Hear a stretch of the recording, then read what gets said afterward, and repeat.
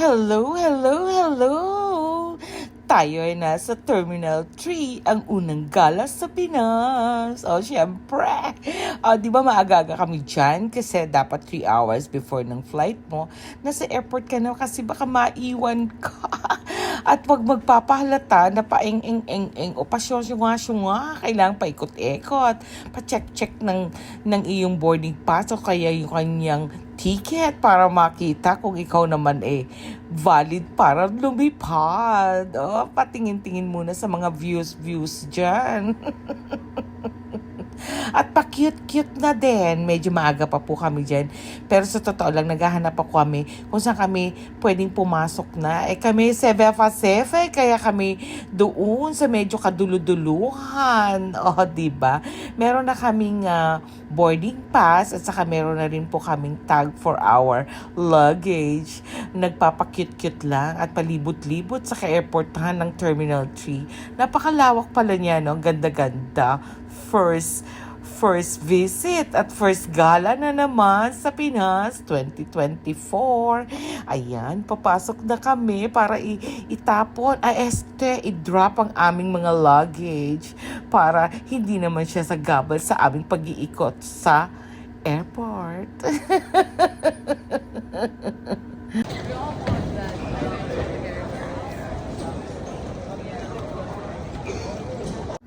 Tapos na namin i-drop ang aming mga luggage. So kami papunta naman po sa aming gate na assigned.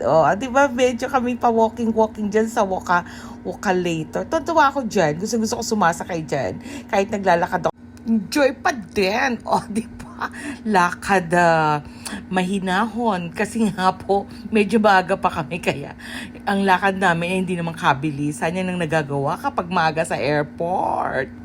Akalain nyo ba ang aming gate nasa dulo pala ng lupalop ng Pilipinas? Ng Terminal 3. Pero at least narating pa rin namin, kaya napaka-importante po talaga na maaga ka dadating para hindi ka hagul na hagul at saka hindi ka pawis na pawis at pagod na pagod at pangit na pag sumakay ng eroplano.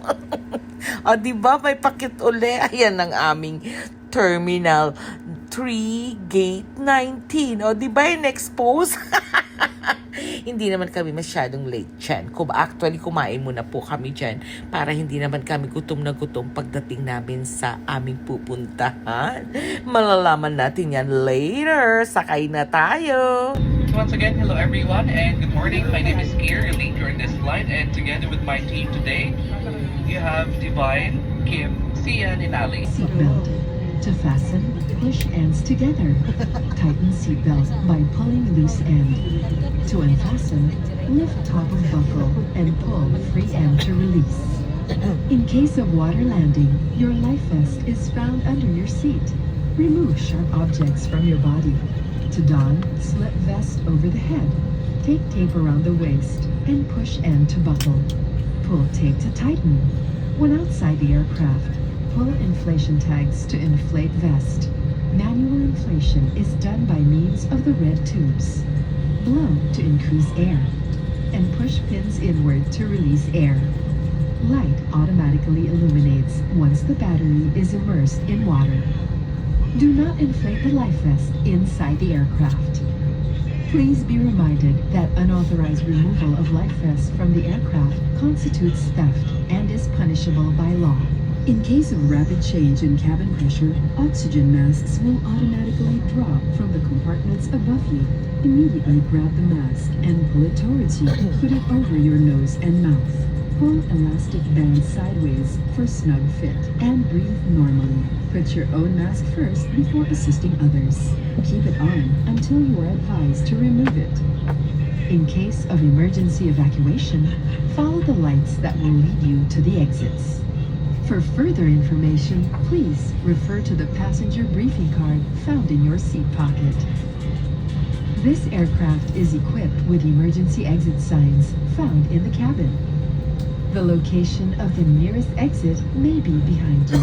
Each cabin door is equipped with a slide raft. In any eventuality, guests Successful landing na kami! ang ganda naman ng tanawin. Subaybayan at tignan ang mga susunod na kabanata. Ako'y nagpapasalamat. Thank you, Lord.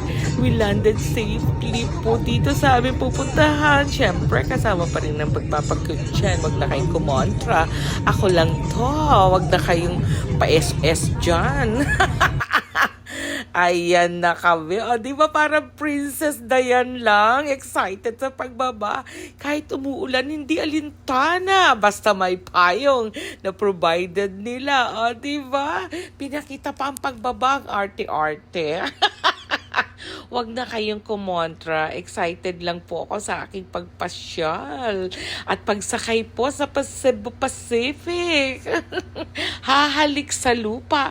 Kailangan daw humalik sa lupa po bago po kayo gumala, lalo na't unang tungtong nyo po sa isang lugar. Walang masama. Wala namang problema kung ayaw nyo. Di wow. Oh, ayan, medyo iba na naman po. Malayo na naman po ang lakbayin mula sa pinaglapagan po ng eroplano hanggang sa pasok na naman ng immigration. Oh, welcome to Puerto Princesa, Palawan. Yes, ako'y magpapalawan. Nakuha na ang luggage. Start of the bakasyon. 6 days ako dyan, kaya mag-i-enjoy na ako. Thank you for watching. Pa-share, likes, and comment. And don't forget to follow me for more. Bye!